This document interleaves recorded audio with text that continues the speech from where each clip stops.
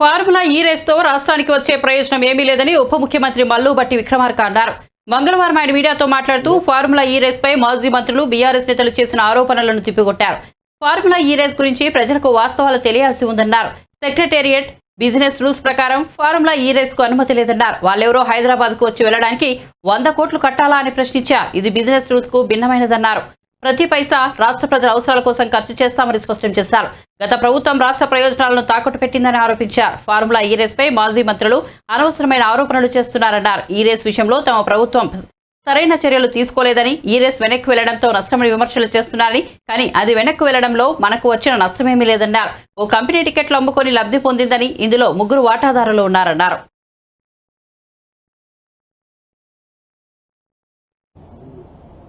దీనికి సంబంధించింది వాళ్ళు కట్టాల్సిన 110 కోట్లకు సంబంధించి వాళ్ళు కట్టకుండా తీసుకొచ్చినటువంటి వాళ్ళు వదిలేసి రాష్ట్రం మీద బై పార్టీ అగ్రిమెంట్ లాగా ఎంఓయూడీ డిపార్ట్మెంట్ తో స్టేట్ గవర్నమెంట్ చేపించేశారు. మొదటి దాంట్లోనే ఏం లేదు. ఇక రెండో అగ్రిమెంట్కి వచ్చేవారికి డబ్బులు కట్టాలట, పర్మిషన్ కూడా అన్ని ఇలా తెచ్చుకోవాలి, స్టేట్ గవర్నమెంట్ తెచ్చేయాలంట.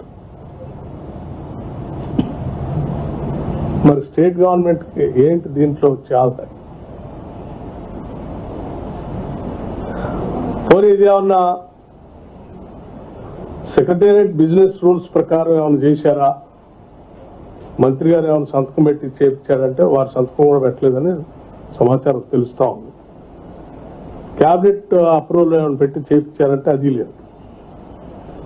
ఓవరాల్ ఇన్స్ట్రక్షన్స్ ఇచ్చి అధికారితో చెప్పారంటే అధికారులు ఎంఏయుడి స్పెషల్ సెక్రటరీ గారు, స్పెషల్ చీఫ్ సెక్రటరీ గారు అగ్రిమెంట్ చేసేసి సంతకాలు పెట్టేసి ఈ 110 కోట్లు కట్టాల్సిన దాంట్లో 55 కోట్లు ఆల్రెడీ కట్టేసి మిగతా ఇన్స్టాల్మెంట్స్ కోసం 2 ఇన్స్టాల్మెంట్స్ అట్లా పెట్టేసారు. అంటే ఇది ఇప్పుడు ఆ 2 ఇన్స్టాల్మెంట్స్ కోసం, 3rd ఇన్స్టాల్మెంట్ కోసం ఆ 55 కోట్ల కోసం ఫార్ములా అయ్యేవాళ్ళు స్టేట్ గవర్నమెంట్కి నోటీస్ ఇచ్చారు, మీరు అవి డబ్బులు కట్టాలి. గవర్నమెంట్ డిసెంబర్ 7వ తారీఖు నాడు ప్రమాణ స్వీకారం చేసింది. వీళ్ళ సంగతి ఏందో తెలుసుకుందాం.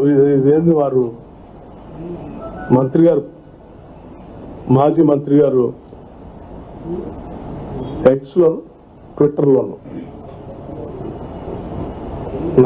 ఇది రాష్ట్ర బ్రాండ్ ఇమేజ్ అంతా పోతాం, తెచ్చినవన్నీ పోగొట్టేస్తాం. అరే పచ్చిగా రాష్ట్రాన్ని అమ్మకానికి పెట్టి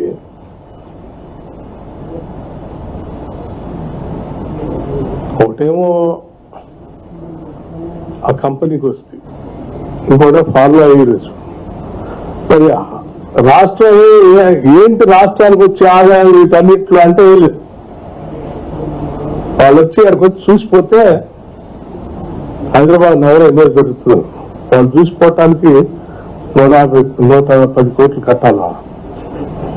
అది కాకుండా ఇన్ఫ్రాస్ట్రక్చర్ డెవలప్ చేయడానికి మళ్ళీ అది